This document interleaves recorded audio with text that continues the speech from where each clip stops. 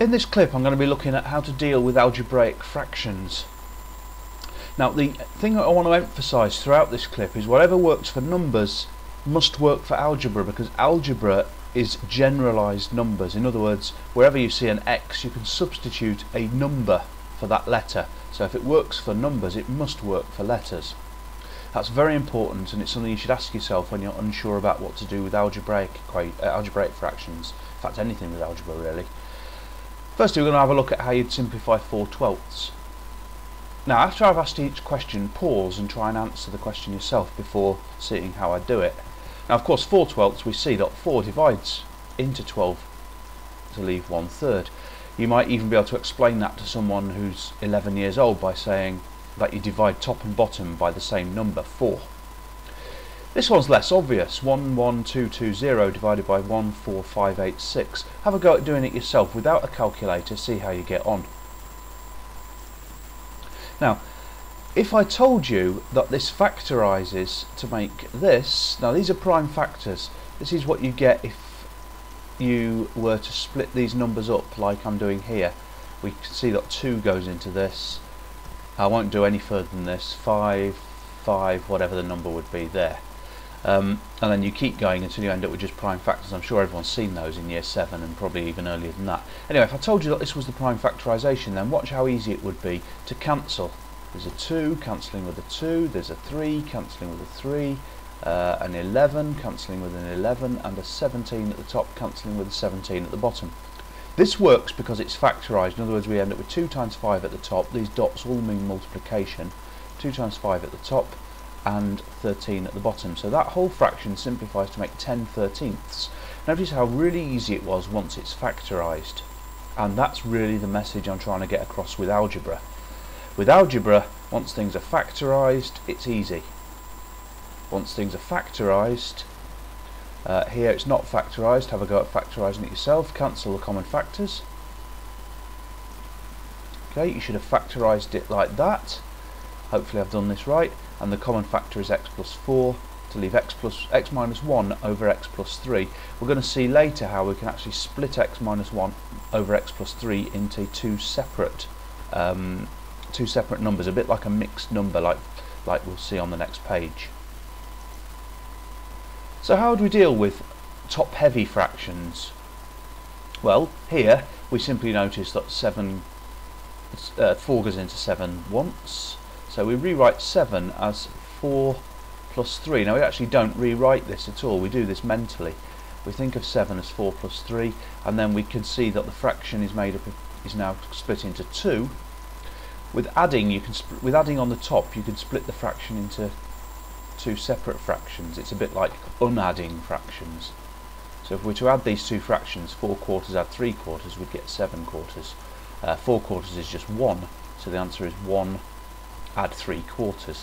Now notice I'm not going to write that as 1 3/4 without the add sign, because with numbers we don't bother writing the add sign. With algebra we don't bother writing multiplication signs, and it can be a bit ambiguous, can be a bit unsure about what we mean, so I'll always use an add sign where it should be. Here, same idea. What we do is we write the top in terms of the bottom. So whereas we add 7 is 4 add 3, I'm going to write x add 5 as x add 2 add 3. Now that might seem very odd until you see the next step.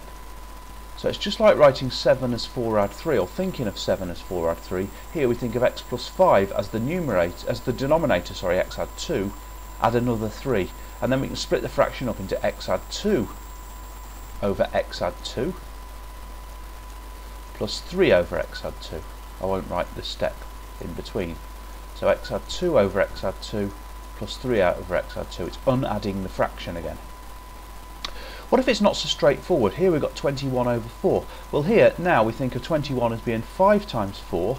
Dots I'm using for multiplication in this case. 5 times 4 add another 1 divided by 4. So all I've done is written 21 as 5 fours add 1. 4 is not random, it's because it's the denominator of the fraction. Then we can split this up into 5 fours over 4 plus 1 over 4. So 5 fours over 4 plus 1 over 4.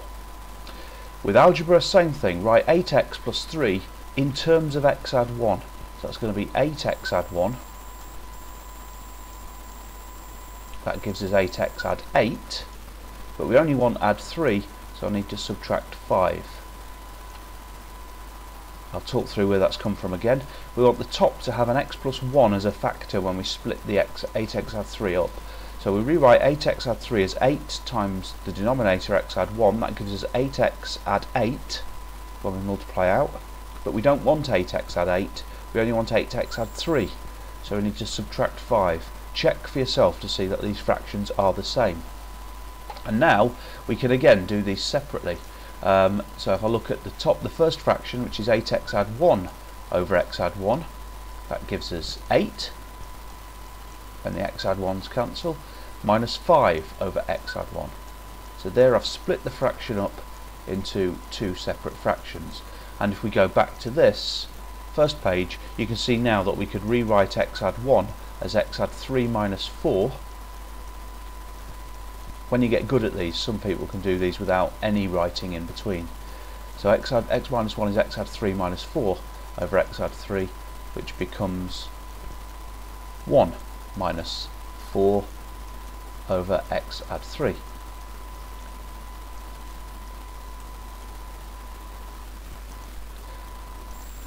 Now onto something like this. What if it's not obvious at all how to split this up? Well, we need to use long division. I won't use long division for the numbers, look back at C2 clip for that, but 85723 divided by 13 is apparently 6594 remainder 1.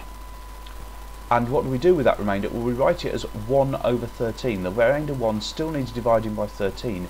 So we write the answer as 6594 and 1/13. Of course, with numbers, we wouldn't normally bother with this plus sign. But as I've mentioned earlier, I'm going to do that with this. Now try the same sort of thing with this, and then come back to my answer. Okay, I'm dividing x squared plus 2x minus 7 by x minus 1. So x is into x squared go x times. That gives us x squared minus x, do the subtraction, we end up with x squared minus x squared is nothing, 2x minus x is 3x, be careful with negatives, bring down the minus 7 if you must, x is into 3x goes 3 times, that gives us 3x minus 3, 3x subtract 3, minus 7 subtract minus 3 is minus 7 add 3, which is minus 4, be careful with negatives, so we've got a remainder of minus 4. Or negative 4 as Americans always say, probably more correctly than us. Anyway, x minus 1's into this goes x plus 3 times with a remainder of minus 4, which still needs dividing by x minus 1, but we can't do it. So the answer is this here.